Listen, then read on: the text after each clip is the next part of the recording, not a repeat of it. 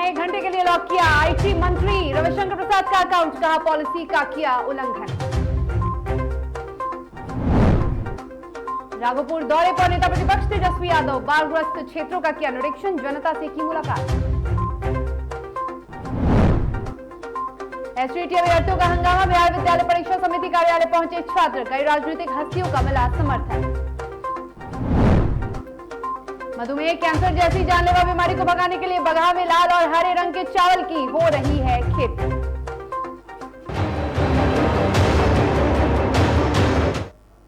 नमस्कार, आप देख रहे हैं डीटीवी भारत, आपके साथ मैं हूं शर्मिला चौहान। खबरों की शुरुआत करेंगे और सबसे पहले बात करेंगे आईटी मंत्री यानी केंद्रीय कानून मंत्री रविशंकर प्रसाद की। ट्विटर और भारत सरकार के बीच लगातार तनातनी बनी हुई है। नए आईटी रूल्स को लेकर भी सरकार और ट्विटर में काफी मतभेद है। वहीं अब ट्विटर ने इलेक्ट्रॉनिक्स और सूचना प्रौद्योगिकी मंत्री रविशंकर प्रसाद का ही ट्विटर अकाउंट लॉक कर दिया है। बता दें कि हालांकि 1 घंटे तक के लिए ही लॉक रहा, लेकिन अब ट्विटर पर मंत्री रविशंकर प्रसाद ने निशाना साधा है। वहीं ट्विटर की दलील यह है कि उन्होंने कंपनी की पॉलिसी का उल्लंघन किया था, जिसलिए रविशंकर प्रसाद का जो अकाउंट है उसे 1 घंटे के लिए लॉक किया गया। तो केंद्रीय कानून मंत्री रविशंकर प्रसाद का जो ट्विटर अकाउंट है उसे लॉक कर दिया गया। हालांकि 1 घंटे के लिए ही लॉक रहा और 1 घंटे के लिए ट्विटर अकाउंट को लॉक किया गया और ट्विटर ने यह दलील दी है कि उन्होंने नियमों का उल्लंघन किया है, जिस वजह से उनके अकाउंट को लॉक किया गया।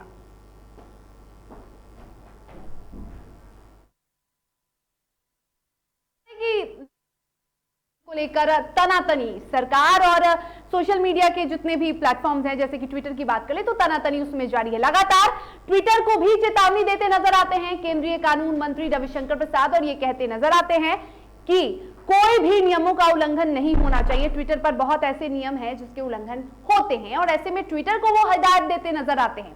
और अब ट्विटर ने रविशंकर प्रसाद के ही अकाउंट को लॉक कर दिया। 1 घंटे तक उनका अकाउंट लॉक रहा।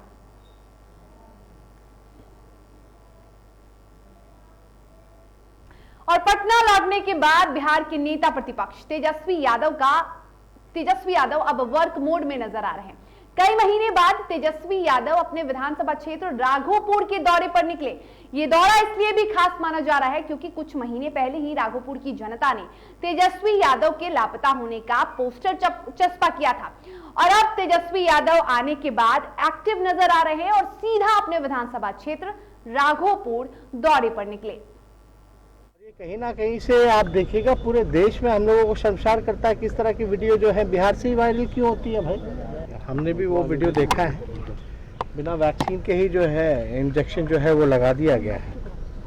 देखिए, हम शुरू से कहते रहे हैं बिहार सरकार जो है फर्जीवाड़े में माहिर रही है और स्वास्थ्य विभाग किस प्रकार से इस महामारी में काम कर रही है ये किसी से छुपा नहीं है। चाहे आपके दवाओं के मामले में हो या आईसीयू बेड के मामले में हो, व्यवस्था के मामले में हो, या हर एक तरीके में सरकार जो है विफल रही है और अपने नाकामियों को छुपाने में लगी हुई है। अब तो ये सामने सत्य आ गया है सामने कि भाई बिना वैक्सीन के ही जो है नीडल लगाया जा रहा है।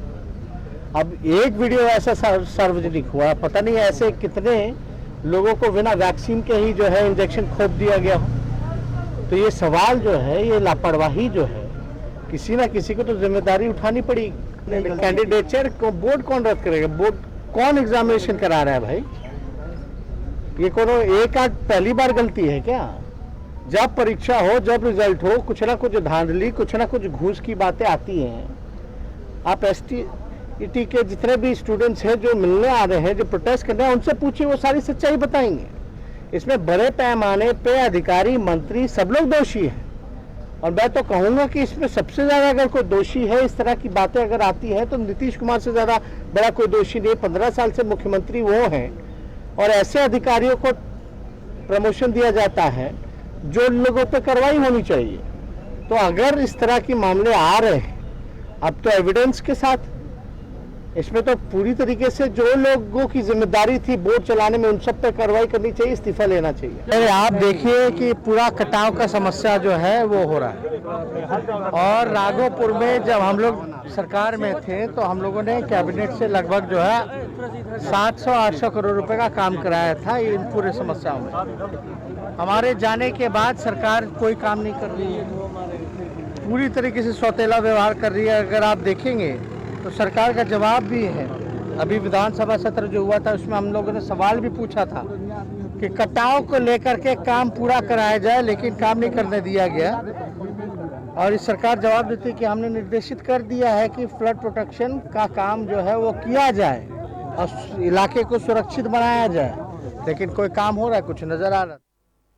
और एसटीईटी रिजल्ट के बाद चाहे छात्र हो या राजनीतिक दल, दोनों ही सड़कों पर उतरकर प्रदर्शन कर रहे हैं। आज पटना में एसटीईटी अभ्यर्थियों और युवा कांग्रेस ने पटना की सड़कों पर उतरकर शिक्षा मंत्री का पुतला दहन किया। प्रदर्शन कर रहे लोगों का कहना है कि सरकार चाहे कोई भी परीक्षा हो, उसका रिजल्ट ठीक ढंग से प्रकाशित नहीं करती और छात्रों के भविष्य के साथ खिलवाड़ किया जाता है। शिक्षा मंत्री का बयान आता है कि जितने भी अभ्यर्थी जो कि क्वालिफाइड हो चुके हैं उनकी नौकरियां पक्की की गई है, तो कहां गए हमारे शिक्षा मंत्री? आज क्यों नहीं बयान दे रहे हैं? कान खोलकर सुन लीजिए नीतीश कुमार जी, अगर एक भी अभ्यर्थी के साथ अन्याय हुआ बिहार में तो युवा कांग्रेस आपको चेतावनी देती है कि हम लोग उग्र प्रदर्शन करने वाले हैं और यहाँ रुकने वाले नहीं है। शिक्षा मंत्री ने कहा था कि हम लोग उसको लेकर के सारे लोगों को नौकरी दे देंगे, पक्की नौकरी समझिए। प्रेस जारी करके कहा था, तो उनको ज्वाइनिंग दे सरकार। एक तो मांग हमारी ये है, अगर एक ही लोग क्वालिफाई जो थे मेरिट से बाहर हुए तो ये इतने सारे लोग कहां से आ गए? यानी बड़े पैमाने पर धांधली है। जो क्वालिफाई थे उनको मेरिट से बाहर किया गया और मेरिट में वैसे लोगों को लाया गया। और लॉकडाउन के कारण जहां एक और पूरी आर्थिक व्यवस्था चरमरा गई है, वहीं आर्थिक रूप से कमजोर लोग भुखमरी के कगार पर हैं। लगभग 1.5 वर्ष के इस संक्रमण काल में अधिकांश मजदूर, कामगारों, ठेला चालकों, रिक्शा चालकों, फुटपाथ पर जीवन निर्वहन करने वाले लोगों के बीच 2 वक्त की रोटी के लाले पड़ गए हैं। और इसी परिस्थिति में सरकार के साथ साथ कई स्वयंसेवी और समाजसेवी संस्थाएं निरंतर लोगों की मदद में जुटी हुई है। हर संस्था अपने अपने स्तर पर समाज सेवा का काम कर रही है। कोई मास्क, सैनिटाइजर बांट रहा है तो कोई जरूरतमंद लोगों को राशन और स्वास्थ्य सुविधाएं मुहैया करा रहा है। और ऐसी ही एक समाजसेवी संस्था ने बक्सर में जरूरतमंद लोगों को मदद पहुंचाया। उद्यम डेवलपमेंट फाउंडेशन जो है केंद्रीय विद्यालय कंकड़बाग के 9 पूर्ववर्ती छात्र हैं। हम लोग पास आउट हैं, जो आज के टाइम में इंडिया में डिफरेंट जगह रह रहे हैं। कोई दिल्ली, कोई बॉम्बे, कोई बैंगलोर, हर जगह अलग अलग जगह पे लोग हैं। और उन लोगों को लगता है कि हम तो अपनी जगह पे स्थापित हैं, जो हमारा राज्य है, जो हमारा गांव है, उसके लिए कोई सोचता नहीं है। तो हम लोग उसके लिए सोचने के लिए तैयार हैं। हम लोग वहाँ से सब लोग सपोर्ट कर रहे हैं। मैं पटना में हूँ। एलर्जी, ज्वलन, blood pressure, heart attack, cancer और मधुमेह जैसी घातक बीमारियों को दूर करने के लिए बिहार के बगहा में लाल और हरे रंग के चावल की खेती की जा रही है।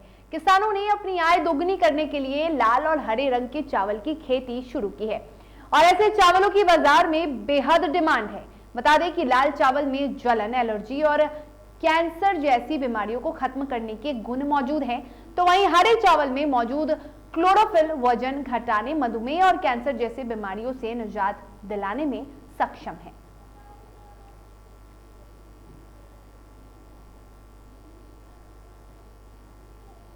तो बगहा में स्वास्थ्य के लिए लाभदायक इन चावलों की खेती की जा रही है। हरे और लाल रंग के चावलों की खेती की जा रही है, जो कि मधुमेह, कैंसर जैसी घातक बीमारियों से लड़ेंगे।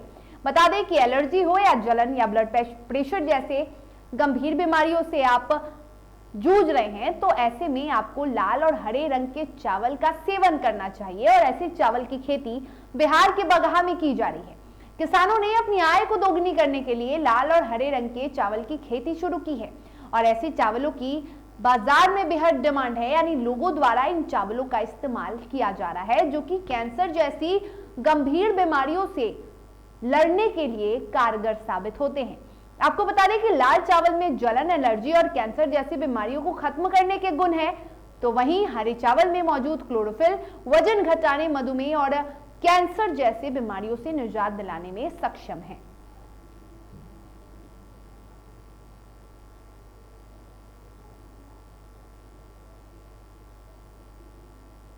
इसकी खासियत ये है कि इसमें एंथोसायनिन पिगमेंट पाया जाता है, जो कि एंटीऑक्सीडेंट का काम करता है और एंटीऑक्सीडेंट नाना प्रकार की जो बीमारियां आजकल देखने को मिल रही हैं, लोग रासायनिक खादों से, रासायनिक दवाओं से उत्पादित जो उत्पाद हैं उनको लोग खा रहे हैं, उससे बहुत सारी बीमारियां देखने को मिल रही हैं।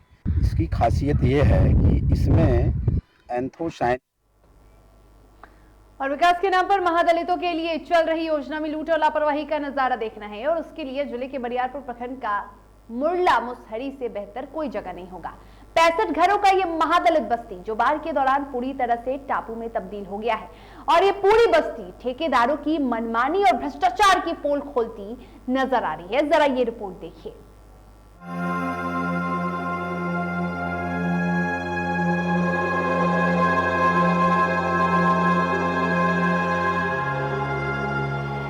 बिहार सरकार एक और महादलित बस्ती और गांवों के उत्थान के लिए कई योजना और कार्य कर रही है, पर ठेकेदार और जेई की मिलीभगत से योजना का बंटाधार हो रहा है। इसी का जीता जागता उदाहरण है जिला मुख्यालय से 25 किलोमीटर दूर बरियारपुर प्रखंड के मुरला गांव, जहां लगभग 65 घर महादलित हैं। और इस गांव की स्थिति ये है कि गांव से सटे बरसाती नदी के कारण ये बाढ़ के दौरान पूरी तरह टापू बन जाता है। इसी गांव तक पहुंचने के लिए ग्रामीण कार्य विभाग ने साल 2019 में 43 लाख की लागत से सड़क और पुल का निर्माण करवाया, ताकि ग्रामीणों को गांव तक जाने में लोगों को परेशानी न हो। पर विडंबना यह है कि ठेकेदार और जेई की मिलीभगत से पुल को गांव तरफ नहीं बनाकर बहियार की तरफ मुंह कर दिया गया है। साथ ही गांव तक जाने वाले छोर पर अप्रोच पथ ही नहीं बनाया, जिससे पुल केवल विकास को मुंह चिढ़ाने भर रह गया है। ग्रामीण आज भी कष्टमय जीवन बिताने को मजबूर है। पानी में हो जाए सब पानी में हेलिए केतना पानी में हेल कर तो पुल तो बनल के पुलवा बनल का केरो पानी हो जाए छै त 19 में चालू होले, 20 में एकरो फाइनल हो गेले। ई साल 21 छिके, 21 में जे छै मने काम बंद छै। अच्छा, हमरा सबके गांव में उतना संकट छै, कादो अग्नि भट्ट होना छै, जाबे आबे में बड़ा संकट छै। और ई पुल जे छै से स्टॉपेज जे छै ठेकेदार करी के हमरा सब मूर्ख टोला छै, मूर्ख कोई नहीं ब्लॉक आरो मुंगेर खड़गपुर कहीं नहीं जाबे पारे छै।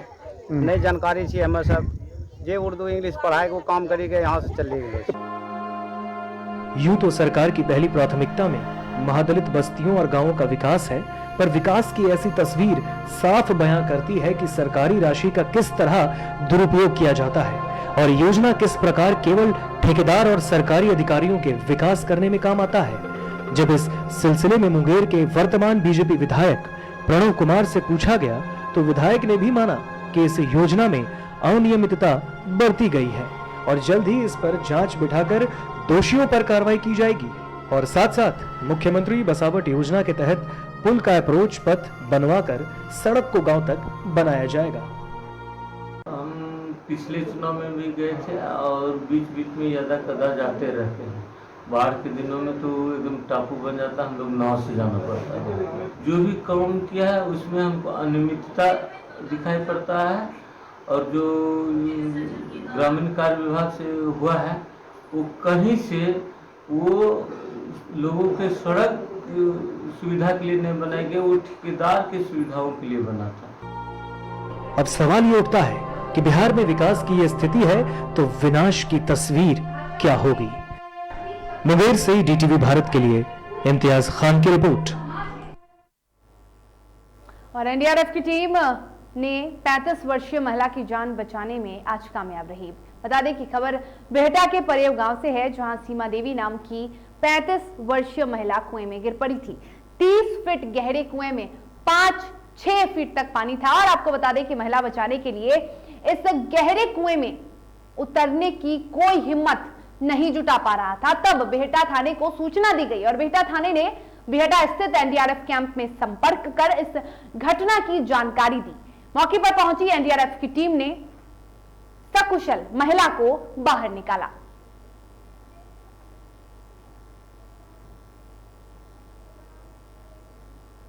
और खबरों में वक्त हो चला एक छोटे से ब्रेक का। ब्रेक के बाद खबरों के साथ जल्द हाजिर होंगे।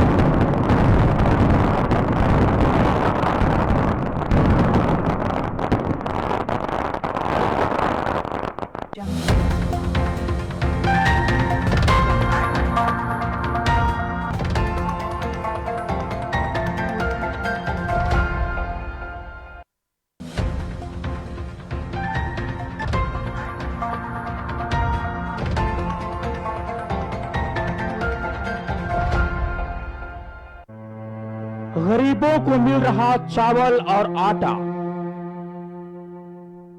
कितना सच है ये सरकारी डाटा। पेट नहीं रजिस्टर भरता है, थाली पर डकैती भला कौन करता है। राशन डीलर की मनमानी, आधी रोटी की पूरी कहानी। ऑपरेशन रोटी देखिए टीवी भारत पर शाम 6 बजे।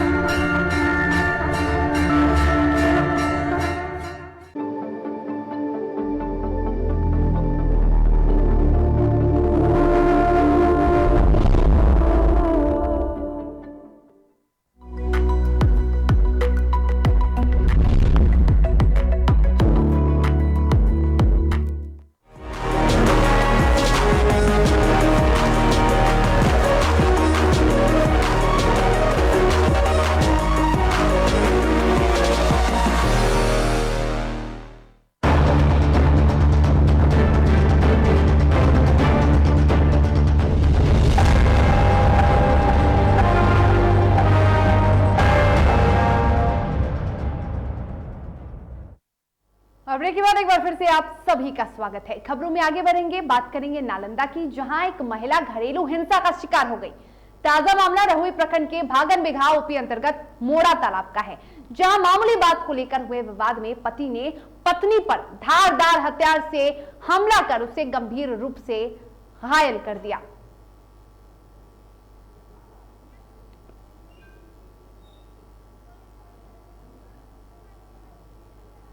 तो बता दें कि घटना के संबंध में यह बताया जा रहा है कि पति पत्नी के बीच का झगड़ा बस इतना था कि वो दूसरे घर में पति को शिफ्ट करने को कह रही थी और उसी बात को लेकर दोनों के बीच नोकझोंक शुरू हो गई, जिससे नाराज पति ने पत्नी पर धारदार हथियार से हमला कर दिया और वो गंभीर रूप से जख्मी हो गई। फिलहाल पुलिस मामले की जांच कर रही है।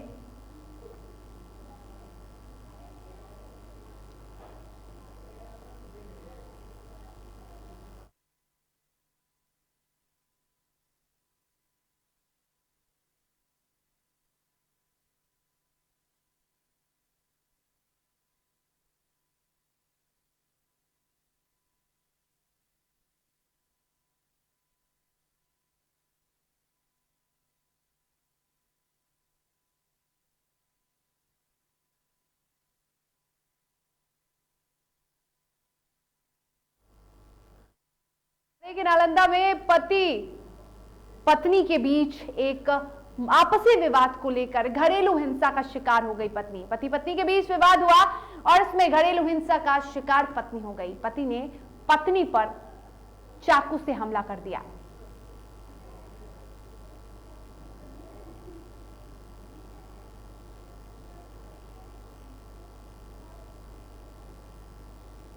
सवार बोला कि माकपुर चलो, तो ये बोला कि अभी तो रात परसों आएगा कि काहे ना रोज हाली हाली जाए, जो हम बीड़ी बना के खाते तो हम खाने दीजिए। यही जगह में बोला कि नहीं चलना है तो चलना। बच्चा को मारा था, बच्चा को मारने लगा तो माए उसका उठ गया, माए उठा था चाकू। और सहरसा जिले के पत्थरघाट ओपी क्षेत्र में बाइक चोर को ग्रामीणों ने पेड़ से बांधकर उसकी जमकर पिटाई की, जिसके बाद पत्थरघाट ओपी पुलिस के हवाले उसे कर दिया गया। बताया जा रहा है कि 4-5 की संख्या में आए बदमाशों में से सभी मौका देखकर बारी बारी से फरार होने लगे, जिसमें से एक बदमाश ग्रामीणों के हत्थे चढ़ गया, जिसकी सामूहिक रूप से खूब धुनाई की गई। बता दें कि सभी बदमाश राहगीरों से लूट छिनताई जैसे आपराधिक वारदातों को बराबर अंजाम दिया करते हैं। फिलहाल पुलिस आगे की कार्रवाई में जुटी है।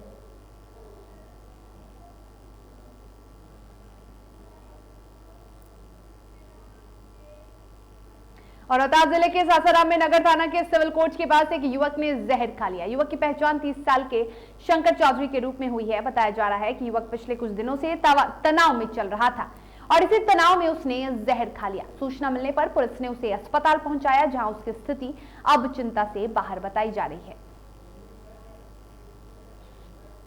काम करता था, मजदूरी करता है। आई लड़का बीए है, तो हम बोले कि तो औरत खाती का होती करे करेगी, तो वहाँ गया था ससुरारी में किया, इसीलिए ऐसा। क्या खा लिया ये? अब हम कहाँ जानते क्या खा लिया, हॉस्पिटल ने बताएगा क्या खा। और प्रभारी मंत्री मोहसिन राजा अपने 1 दिवसीय दौरे पर अमेठी पहुंचे, जहां उन्होंने भादर ब्लॉक में आयोजित वैक्सीनेशन कार्यक्रम में फीता काटकर शुभारंभ किया, जिसके बाद मंत्री ने प्रदेश सरकार की योजनाओं से जुड़े दर्जनों लाभार्थियों को प्रधानमंत्री आवास शौचालय समूह की महिलाओं को प्रमाण पत्र वितरित किया और ब्लॉक परिसर में वृक्षारोपण भी किया।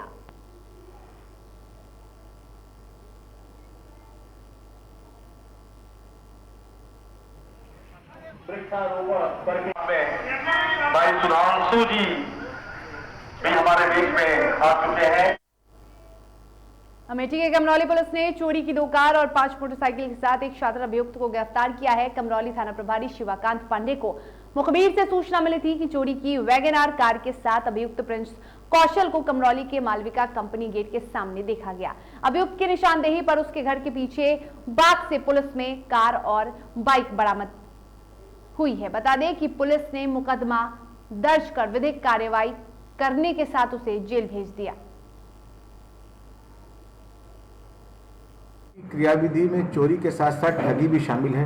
ये अपनी ही गाड़ियां बेचने के बाद उसकी एक चाबी अपने पास रखता था और फिर पेपर ट्रांसफर करने के बहाने उस व्यक्ति को बुलाता था कि आओ तुम्हारे पेपर ट्रांसफर करते हैं, और जीपीएस लोकेशन देखता रहता था और चाबी से खोलकर उस गाड़ी को चुरा लेता था। इस तरह से जिसको इसने गाड़ी बेची होती थी वो व्यक्ति को पेपर ट्रांसफर होने से पहले ही ये गाड़ी चोरी करके फिर गाड़ी दोबारा किसी और को बेचने का प्रयास करता था और बीमा की धनराशि। जामताड़ा के चर्चित चिरूडी मामले में विस्थापित दलित परिवारों को प्रशासन ने घर वापसी कराया। जिले के एसपी दीपक कुमार सिन्हा ने अपने देखरेख में दलित परिवारों को सरकारी वाहन से उनके घर पहुंचाया। दरअसल कुछ दबंग कई दलित परिवार के जमीनों को कब्जा कर चुके थे। मामले को लेकर दलित परिवार के लोग जामताड़ा अनुमंडल पदाधिकारी के कार्यालय के सामने धरने पर बैठ गए थे। महीनों के बाद ये मामला राज्यपाल के पास पहुंचा। राज्यपाल के आदेश के बाद प्रशासन हरकत में आया। ये हो रहा है एक्चुअली है क्या कि इन लोगों का जो वहाँ आवास था वो तैयार हो गया है, उसमें प्लास्टर वगैरह जो कुछ बचा हुआ है वो सब हो रहा है। इन लोगों के रहने के लिए घर की व्यवस्था हो गई है, पीने के लिए चापानल का व्यवस्था हो गया है। आज हम एसपी साहब को धन्यवाद देना चाहेंगे कि इन्होंने और सोशल मीडिया प्लेटफॉर्म के जरिए ठगी के मामले लगातार सामने आते रहे हैं। बता दें गिरोह बनाकर ठगी का खेल बहुत ही शातिराना तरीके से खेला जा रहा है। ताजा मामला तिलैया का है। तिलैया पुलिस ने फेसबुक पर लड़की का प्रोफाइल बनाकर लोगों को ठगी करने वाले गिरोह के 5 सदस्यों को गिरफ्तार किया है। तिलैया थाना परिसर में आयोजित प्रेस वार्ता में मामले की जानकारी देते हुए तिलैया थाना प्रभारी द्वारिका राम ने बताया कि पुलिस अधीक्षक डॉक्टर एहतेशाम वकारिब को 24 जून को ये गुप्त सूचना मिली थी कि तिलैया थाना क्षेत्र के आईसीआईसीआई बैंक गली के पास ये वारदात हुई है।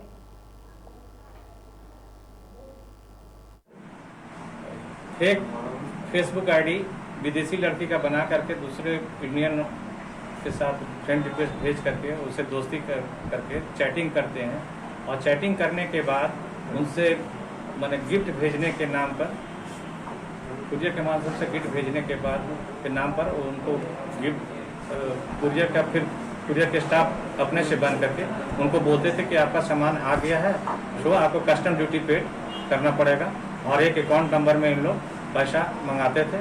और बोकारो के चास मुफस्सिल थाना क्षेत्र के चिकित्सिया स्थित बैंक ऑफ इंडिया के एटीएम को चोरों द्वारा तोड़कर ले जाने की कोशिश नाकाम हो गई। बता दें कि जब दोनों चोर एटीएम तोड़ने में नाकाम हो गए तो वे मशीन छोड़कर फरार हो गए। वहीं ग्रामीणों ने खेतों में एटीएम मशीन को फेंका पाया तो चास मुफस्सिल पुलिस को उसकी सूचना दी गई, जिसके बाद पुलिस दल बदल के साथ मौके पर पहुंची और घटनाक्रम का जायजा लिया। पुलिस के मुताबिक जब सीसीटीवी फुटेज को खंगाला गया तो पता चला कि चोर पीपीई किट पहनकर चोरी करने आए थे। फिलहाल पुलिस आगे की कार्रवाई में जुटी है। किसिया स्थित बैंक ऑफ इंडिया के एटीएम को चोरों द्वारा तोड़कर चोरी करने का प्रयास किया गया है, लेकिन वो सफल नहीं हो पाए हैं और जांच की जा रही है। कहाँ से सर ये मिला है एटीएम कैश बॉक्स है? बगल में खेत पे ही था। सर सीसीटीवी फुटेज भी खंगाल रहे हैं क्या? हाँ, सब खंगाला जा रहा है, हम लोग कर रहे हैं। कितने लोग दिख रहे हैं सर उसमें? और फिलहाल तो 2 दिख। और इसके साथ बुलेटिन में फिलहाल इतना ही। मुझे दीजिए इजाजत। आप स्वस्थ रहिए, सुरक्षित रहिए और देखते रहिए DTV भारत। नमस्कार।